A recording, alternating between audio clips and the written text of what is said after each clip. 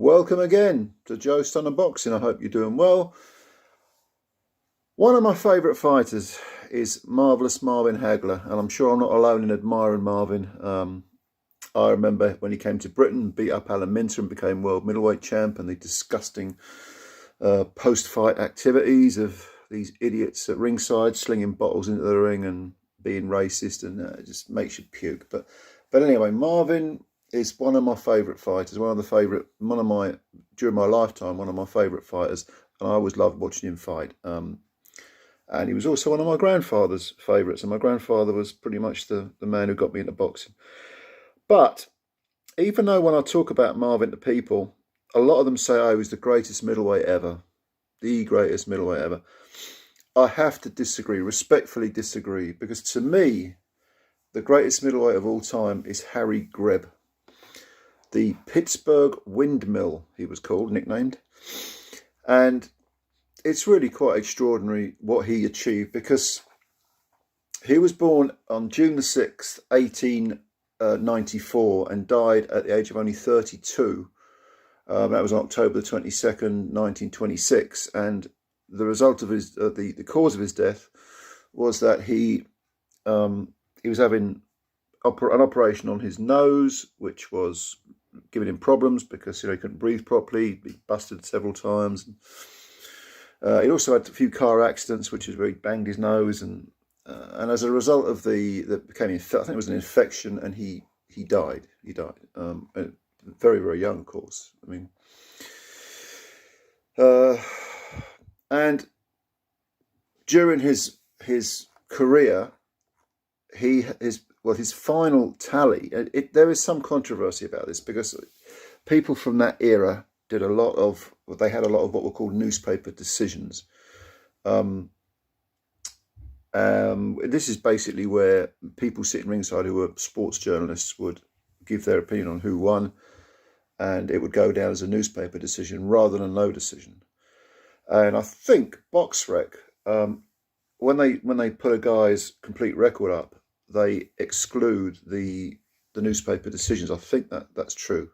I've looked at a few of the records of older fighters from 100 years plus ago, and the newspaper decisions are removed, as are a lot of the disqualifications. I'm sure that a lot of those are missed as well. But anyway, all things considered, and it is debatable. Greb's final record is debatable, but I'm going to go with 261 wins, including the newspaper decisions, 16 losses, and 19 draws. And on one occasion, one particular year, Greb fought 37 times in 1 year. Okay, was the opposition, were they all a bunch of killers? No. But to fight for 37 times in only 1 year, it's really quite extraordinary. I mean, it's unbelievable, really. Anyway, let's start at the beginning, because Greb turned professional when he was 18 years old.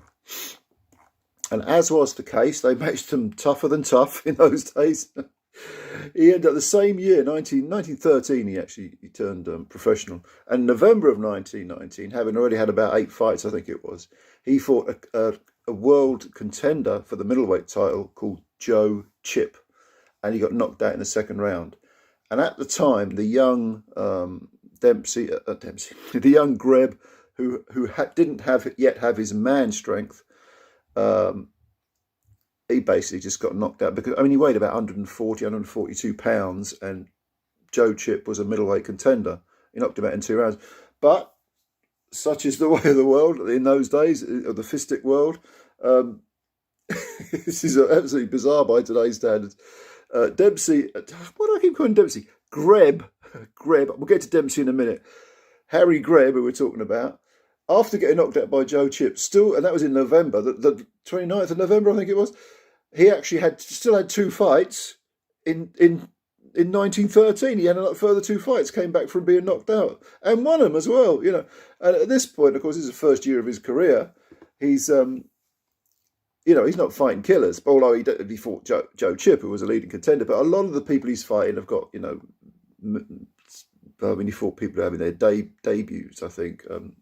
Fake Kaiser was one that I remember, and he was really he was really sort of, wherever there was a fight, he'd go for it. And a lot of them were, at this point of his career at the start, were not good guys. But this is how they used to work. You fight absolutely no one. You've turned pro 8-9 months previously. They throw you in with a leading contender, Joe Chip. He gets chinned in 2 rounds. Oh, don't worry about it. I've still got a month left in the year. I'll have another 2 fights. It was madness in those days compared to today. I call it madness. I mean, it's great. It's absolutely great. But anyway, he got back on the horse, started fighting again. There were, as I say, there were an awful lot of newspaper decisions. The quality of the opposition improved somewhat, as it went along. And if we go through, 1915, 1916, there aren't a lot of recognisable, what I would call recognisable names. Although certainly by 1916, Harry was fighting, tough guys with records who may have like 50 wins and 20 defeats and that sort of thing, And ultimately, he was trying to work his way towards a world title shot. Now, let's look at some of the fighters, some of his most famous fights. Actually, before we do that, he actually fought, I should mention actually, later on in his career, he fought Joe Chip again, the guy who knocked him out in 2 rounds and beat him. I think he had 2 further fights with him and he won both of those. But he also fought Joe Chip's brother, who was a world middleweight champion at one point. I don't think he was the champ when Greb fought him.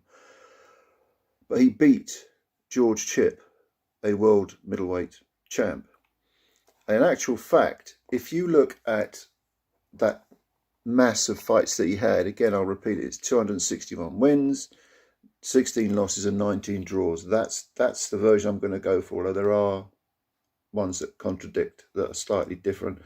But if you look at those, at that gigantic amount of fights that he had, he fought people, many people, many good fighters, world-class contenders, way more than just one time. If you had one fight, it was almost expected you would have another if it was in any way competitive and if you were in any way a name. So as a result, during that, and amongst all those fights, over 40 of them were against heavyweights. And in fact, Harry won a few of those fights against heavyweights, and they were top 10 heavyweights. For not all 41, but he beat several top 10 heavyweights. Okay, in terms of he was giving away, sometimes he'd give away 30 pounds, 2 stone. I mean, it was just freakish. He just didn't care. He would fight anyone. Most famously, he fought Gene Tunney 5 times. Won the first, beat Tunney up basically, and he also, but the return, it was quite controversial because he apparently he beat Tunney up again, but Tunney got the decision. The third fight, Tunney was coming into his prime, and Harry was probably a little bit past it. He won that fight. The fourth and the fifth, we're not so sure about. Probably Tunney wins. Another fight, but people talk about the Tunney wins, the Tunney fights, but let's not forget that Harry, and this is a perfect example of why Harry is considered such a great. He fought Tommy Loughran, great light heavyweight champion, very, very skillful, very, very, very tough to beat. He fought him 6 times, and he won 4, I think it was. And Tommy was a hell of a fighter. I mean, he was just terrific light heavyweight champ, and to beat him at all was an achievement. But the smaller Greb beat Loughran, like I say, the majority of the time, 4 times out of 6, I think it was. There is something, this must be said, this must be mentioned also, with regard to Harry Greb. There is no fight footage of him. None at all. Okay, and that makes him very, very alluring. And that makes his presence and his record and his legacy, the legendary legacy that he has, it makes it very, very, there's a sort of mystique to it. So every judgment we have of him is based on reports, on eyewitness accounts. We don't have the privilege of having the eye test with Harry Greb. Stylistically, he was apparently very fast, very slick, very aggressive, and for a guy of his weight, and he really was just a middleweight, even when he filled out and got his man strength, he was just a middleweight, 160, 162 at the most. He was extremely strong. He was able to manhandle light heavyweights, even, slug with heavyweights, although he beating the much bigger men, he was reliant on speed and technique. He was also a very dirty fighter, undeniably. He would gouge the eyes, he would cause a bit, the odd punch, but he was adept at what you might call, I think people call it the dark arts, which means he was able to, get on the blind side of the ref and do some naughtiness, and he was he wasn't a clean fighter, not by any stretch of the imagination, but he did eventually become world middleweight champion. And this was just after losing to Tunney, I think. It was only a couple of fights after losing to Tunney. Johnny Wilson was the champion at the time, and eventually Greb managed to get him into the ring. This was August the 31st, 1923. So, yes, it had taken 10 years for Harry Greb and all these dozens of fights to finally get a shot at the title. And he won a 15-round decision over Johnny Wilson. I mean, a good example of how dirty Greb was is that the referee, Jack O'Sullivan, actually managed to catch Greb doing some naughty work. And he said, "What the hell are you doing?" And Greb looked at him and said, this is legend, Greb looked at him and said, "Well, I'm gouging his eye out. What does it look like I'm doing?" The ref was like, "Oh, all right." But anyway, finally Harry Greb became world champion, and he also, I think they had a rematch. Did they? I think they did. And then that was in 1924. That was a year later, I think.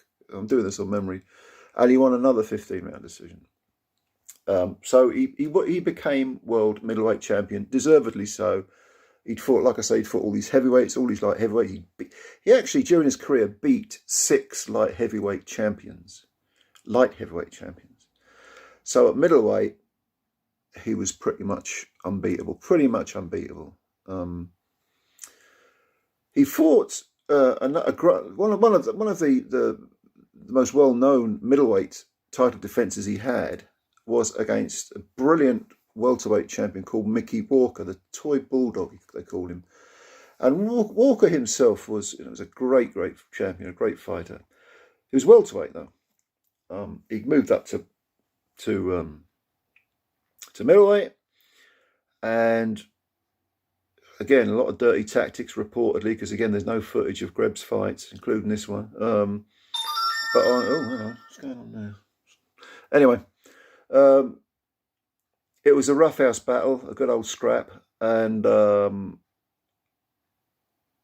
in the second round, Greb had Walker in some serious trouble. He was banging him around the ring, and people were thinking, this is going to be over quick.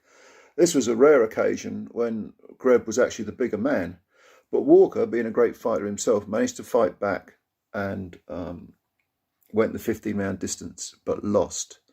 In fact, Walker would eventually win the middleweight title, the world middleweight title. Very great fighter. He was a really great fighter. And yeah, that was in 1925, I think, that particular fight. Other fighters that Harry faced, let me think. Tommy Gibbons, I know he beat him. Battling Levinsky, he fought him. Let me think now. I mentioned George Chipp, didn't I? Well, it's worth mentioning also that Greb wanted to fight for the heavyweight title. He wanted to fight Jack Dempsey. And in fact, the closest they got to that was, it was discussed, but the closest they got to that was that they sparred on several occasions. Now, if you see photographs of Dempsey and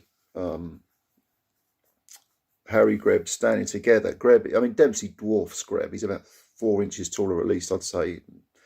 And he's broader shouldered, but he's just a much bigger man. There's more mass there.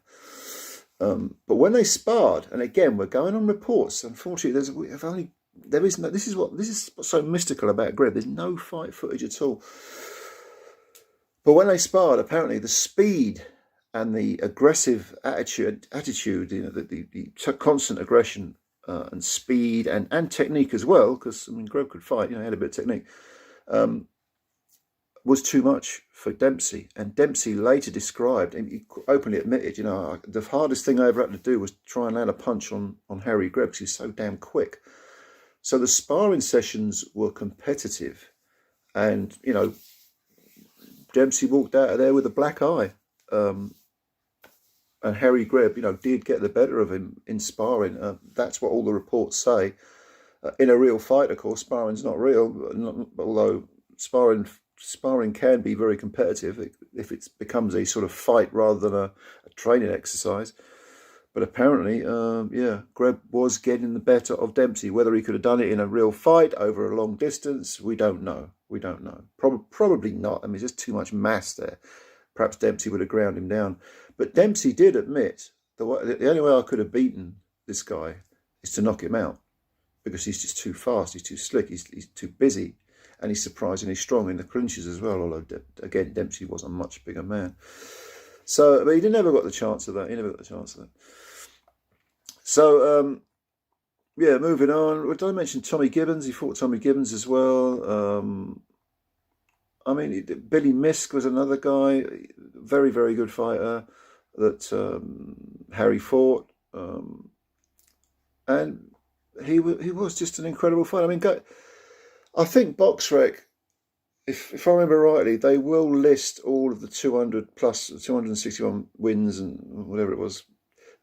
261 wins, and I always forget this. 261 wins and 16 losses and 19. That's it. 16 losses, 19 draws. They will list all of those fights. They just, when they come to the final tally, they normally cut out the newspaper decisions. But go and have a look at his record. It is really quite remarkable. What a great fighter, Harry Greb. And died at 32. It's no kind of age, is it? He lost sight in one of his eyes during his career because he was thumbed when he fought a guy called Kid Norfolk, who was a light heavyweight, I think. He got thumbed, and there was probably a tear of the retina, but he actually went blind after he fought a heavyweight, which was not too far afterwards, called Bob Roper. And that finished the eye off. And in fact, at 32, when he did die, he was in, I think at that point, he did have a glass eye. They took his eye out because it was useless. So had he lived and continued fighting, he would probably have ended up as a shell of a man, trying to eke out a living, I suppose. He liked fast cars. He was a bit of a philanderer, liked women. It's a different era. You go back 100 years, it's 100 plus years, 120 years or whatever. Fighters were essentially the same. Look at John OSullivan.